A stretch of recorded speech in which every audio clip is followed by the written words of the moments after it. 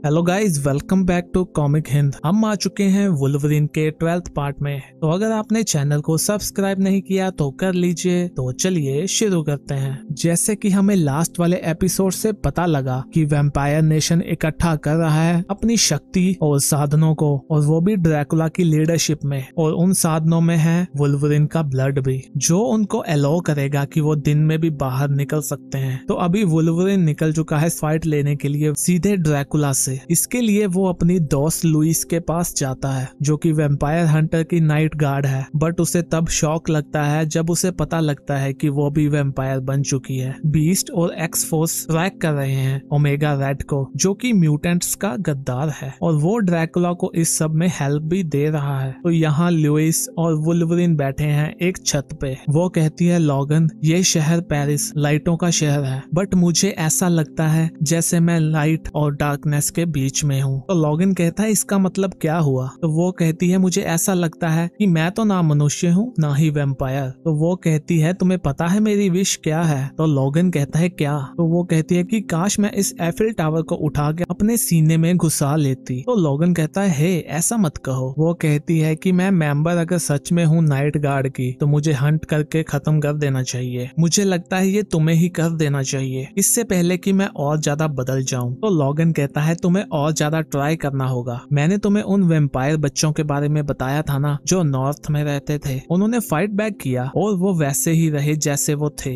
मैंने भी अपने अंदर की डार्कनेस से बहुत लड़ाई करी है। जब तक तुम अपने उस भूखे पार्ट को एक केज में रखोगी, सब कुछ सही है। कभी कभी मॉन्स्टर होने का एक फायदा भी होता है। जब तुम मॉन्स्टर से फाइट लेते हो, तभी हम देखते हैं कि एक वैम्पायर उन पे हमला करता है। ये होता है वो फादर कॉल। हम देखते हैं कि यहाँ पे लॉगन और उसके बीच में फाइट होती है। लॉगन फाइट करते करते नीचे गिर जाता है। वो बताता है कि मैं कोई चीयर लीडर नहीं हूँ, बट उसे ये सोचना चाहिए कि वो मेरे पास्ट के बारे में देखे कि कितनी बार मैंने अपना कंट्रोल खो दिया, इतनी बार मैंने बैड ब्लड को बहाया है, जिसकी वजह से आज मैं अच्छी चीजें कर पा रहा हूँ। ऑफ कोर्स, जिसका मतलब ये भी है कि मैं उसमें अपने पंजे घुसा देता हूँ। उसके पास अभी भी चांस है गुड गाय बनने का। फादर कॉल कहता है, बहुत हो गया लुइस, तुम मेरी बात सुनो, क्योंकि मेरी आवाज उसकी इको है जो तुम्हारे दिमाग में पहले से है। हाँ हाँ, मैंने सही कहा, तुम उसको सुन सकती हो। वो तुम में है, वो हम सब में है। मैं तुम्हें इनवाइट करने के लिए आया हूँ नए नाइट गार्ड में। तुम्हें मेरी हेल्प करनी होगी वुल्वरीन को काबू करने में, और तुम्हें इसका इनाम भी मिलेगा। लुइस चिल्लाती है, नहीं, मेरे दिमाग से निकलो। तभी पीछे से लॉगन आ जाता है। वो कहता है, बात सुनो बब, ये लेडी बिल्कुल भी खुश नहीं है तुमसे, और वो क्रॉस के साइन को उसके अंदर खौंप देता है। और यहाँ हम पहुंच चुके हैं ऑक्सफोर्ड यूनिवर्सिटी में। यहाँ डॉक्टर बॉक्स को तिमोथी कहता है, प्लीज प्लीज इसको रोकिए, प्लीज इसे चुप करवाइए, वो मुझे कह रहा है खून पीने को। तो डॉक्टर कहते हैं, मेरा विश्वास करो, मुझसे जो भी बन पाएगा मैं वो ही करूंगा। जब ड्रैकुला मेरे पास आया उस सीरम को बनवाने के लिए, तो मुझे तुम्हें किसी और लैब में असाइन करवा देना चाहिए था, बट मैं सेल्फिश था क्योंकि मुझे तुम्हारी हेल्प चाहिए थी। लो, थोड़ा सा लो। तो टिमोथी कहता है, मुझे थोड़ा सा काटने दो। तभी डॉक्टर को कोई पकड़ लेता है। ये होता है ओमेगा रेड। वो कहता है, ड्रैकुला ने मुझे तुम्हारे काम के बारे में बताया। डॉक्टर कहता है, कौन हो तुम? तो ओमेगा रेड कहता है, उसने मुझे ये भी बताया कि ये सब होने के बाद वो तुम्हारा दिल निकाल के खा जाएगा सेब के जैसा। तो डॉक्टर कहते हैं, मुझे पता है ऐसा होगा ही। तो ओमेगा रेड कहता है, फिर ये तुम क्यों कर रहे हो? तुम्हें ड्रैकुला की हेल्प क्यों करनी है अगर तुम्हें पता है कि वो तुम्हें खत्म करने वाला है? तो वो कहता है, पहले मैं इसलिए माना क्योंकि मैं डरपोक था, बट अभी मुझे इसको भी बचाना है, चाहे मैं खुद को ना बचा पाऊं। तो ओमेगा रेड कहता है, कैसा होगा अगर मैं कहूँ कि ये दोनों ही हो सकते हैं, और इसका एक और वे भी हो सकता है। हमें एक दूसरे की हेल्प करनी चाहिए। और यहाँ हम पहुँच चुके हैं करकोवा में। लॉगन बताता है कि मैं लुइस को यहाँ ले आया, यहाँ के हीलिंग गार्डन्स में, बट डॉक्टर रेयस ने भी मुझे ये कहा कि वो कुछ नहीं कर सकती। ये सब मेडिसिन या ट्रांसफ्यूशन से नहीं हो सकता। उन्होंने कहा कि काश वो इसको फोर्स फील्ड का यूज करते हुए बचा पाती। तो इससे मुझे एक आइडिया आया। तो यहाँ लॉगन के साथ होता है फॉर्ज। वो कहता है, तुम्हें सच में ये हथियार नहीं चाहिए? तो लॉगन कहता है, नहीं, हम दोनों को सेम चाहिए। अभी वहाँ लुइस आती है। वो कहती है, मैं कैसी दिख रही हूँ? तो फॉर्ज कहता है, तुमने बहुत ही बढ़िया बना हुआ सूट पहना है, सन ब्लॉक बायो सूट, जिसके साथ है पोरस बोन मैरो, जो ब्लड सेल्स को जनरेट करता है और तुम्हारी भूख को भी स्लो कर देता है। तो वो कहती है, इसको भी मत भूलो, ये है यूवी लेस्ड स्वॉर्ड, जो उन वैम्पायर्स के अंदर तक घुस सकती है। तो वो कहता है, हाँ, और इस हेलमेट के साथ तुम चलता फिरता बैटल कॉफिन हो। लोगन कहता है तुम्हारे बड़े दिमाग ने तो बहुत ही अच्छा काम किया है। तो लोइस उसको किस करते हुए थैंक यू कहती है। तो वो कहता है मेरी गर्दन में मत काट देना। तो वो वहाँ से चले जाते हैं। तो लोइस कहती है हमें अभी नए कपड़े मिल गए हैं, तो क्या हम अभी टाउन में जा सकते हैं? बर्लिन में एक उनकी हाइव है जिसको मैं जलाना चाहती हूँ। तभी वुल्वरीन को मैसेज आता है सेज का। वो कहती है जल्दी से पॉइंट में आओ। वो दोनों पॉइंट पे पहुंच जाते हैं। तो लुइस कहती है लोगन, जैसा कि तुमने कहा एक्स फोर्स जो है वो CIA के जैसे है, तो मुझे तुम्हारे साथ यहाँ नहीं आना चाहिए था। तो वो कहता है तुम चिंता मत करो, तुम बाकी असैसिन्स के साथ फिट हो जाओगी। अभी उसके सामने होता है ओमेगा रेड। लोगन कहता है ये यहाँ पे क्यों है? तो बीस्ट कहता है ये हमारे लिए सुझाव लाया है, हमें बैठ के इसकी बात सुननी चाहिए। तो लोगन कहता है ये जो भी बोलेगा वो झूठ होगा। तो ओमेगा रेड कहता है वैम्पायर नेशन मेरा मालिक है। तो लोगन कहता है अच्छा, तो तुम्हें अटेंशन मिल गई है, बताओ मुझे। तो वो उनको बताता है। तो बीस्ट कहता है तुम्हें पता है ना इसके लिए तुम्हें हॉल में डाला जा सकता है। तो वो कहता है मैं पहले ही हॉल में रहता हूँ, तुम मुझे शैडोस में डालना चाहते हो। तो जैसा कि तुम कहते हो कि ये आइलैंड तुम्हें वापस में कुछ देता है, तो मैं भी इसका पार्ट बनना चाहता हूँ और देना चाहता हूँ। बट अगर मैं तुम्हें कुछ दूंगा तो तुम्हें मुझसे प्रॉमिस करना होगा कि तुम्हें मुझे माफी देनी होगी, मुझे मेरे खुद का म्यूटेंट बनने दो। तो लॉगिन कहता है मुझे तुम पे ज्यादा विश्वास तो नहीं है, तुम हमसे गेम भी खेल सकते हो, तो तुम्हारा जो भी मूव है वो हमें बता दो। तो वो कहता है मूव तो तुम्हारा होने वाला है, ड्रैकुला तुम्हें चाहता है तो हमें वो देना चाहिए जो वो चाहता है। तो ये सीन है कुछ दिनों बाद का पेरिस के कैटाकॉम्स में। यहाँ वैम्पायर ने अपने कुछ साथियों को इकट्ठा किया है। वो कहता है हमने शैडोस में बहुत रह लिया, मैं पहला एक्सपेरिमेंट था, उसके ब्लड के टेस्ट ने मुझे सनलाइट में चलने दिया, उसके बाद मैंने ब्लड क्लॉक्स बना ली। ये एक पोर्टेबल ट्रांसफ्यूजन डिवाइस है जो ब्लड सेल्स को बनाता रहता है। वुल्वरीन के एक और सैंपल के साथ ये गिफ्ट मैंने बाकियों के साथ भी शेयर किया। मैंने कुछ रिस्क भी लिए, जैसे कि सन के सामने चला